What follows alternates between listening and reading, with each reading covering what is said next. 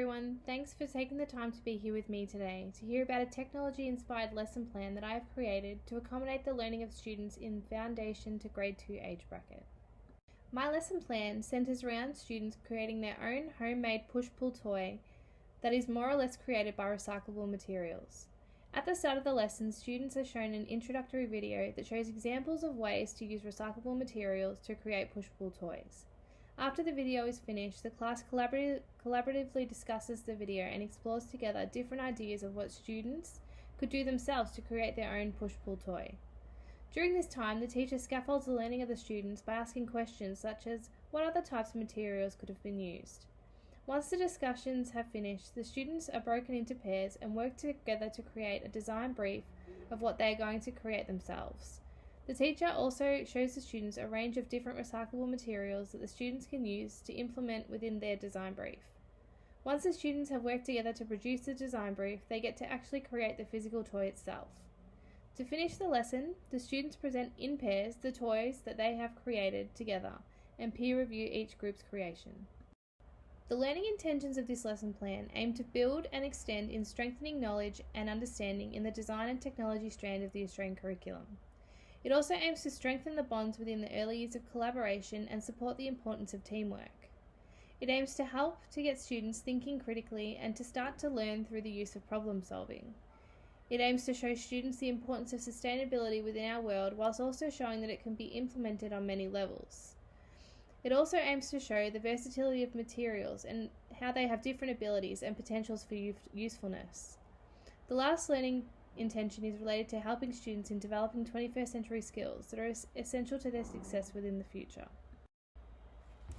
There are a number of different teaching strategies that are used within this lesson plan, with inquiry-based learning being the umbrella for this teaching. Within this, the students are taught in a design-based learning environment where the project is open-ended, hands-on and authentic. Design-based learning encourages the collaboration of student learning and creates a teamwork-based learning experience. By designing, building and discussing their homemade toy, students engage in a process of developing, building and evaluating a product that they have designed. To further help students, the teacher moves around the room during the design and build phase of the lesson, guiding students and helping any groups or individuals that are struggling. The lesson plan directly links to the curriculum and supports learning in the following content descriptors. It also supports the students developing an understanding of how society and environmental sustainability factors influence design and technology's decisions. The assessment used within my lesson plan involves summative assessment of creating a rubric, taking observations, and conducting discussions. The formative assessment of the task includes a peer assessment, which is conducted at the end of the lesson after the students present their homemade toy creation to the class. The teacher also adds the classwork to the student portfolio, which contributes and shows the progress of the student. In this lesson, a picture of each of the homemade toys is taken by the iPad and uploaded to the portfolio along with a copy of their design brief. The reason why I chose this lesson plan over others is because it accommodates the 4 C's of the 21st century.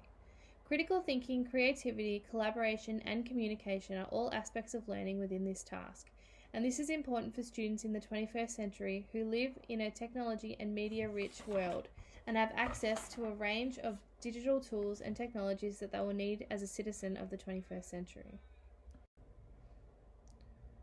Differentiation has also been accounted for in this lesson plan in a number of ways. Collaboration has been embedded through the lesson through working in pairs and discussing what has been seen on and taken from the video. Students also have the ability to create any push-pull toy that they desire, which allows for the level of difficulty to be determined by the pair and not the activity as a whole. This allows for students of differing abilities to work towards their own outcome. As described by the Department of Education and Training, feedback plays a crucial role in differentiation.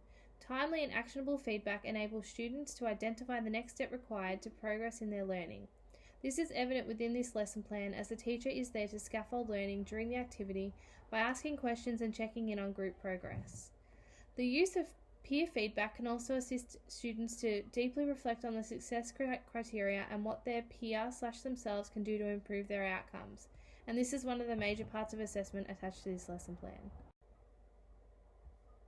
Thank you for listening, and I hope you enjoyed my presentation.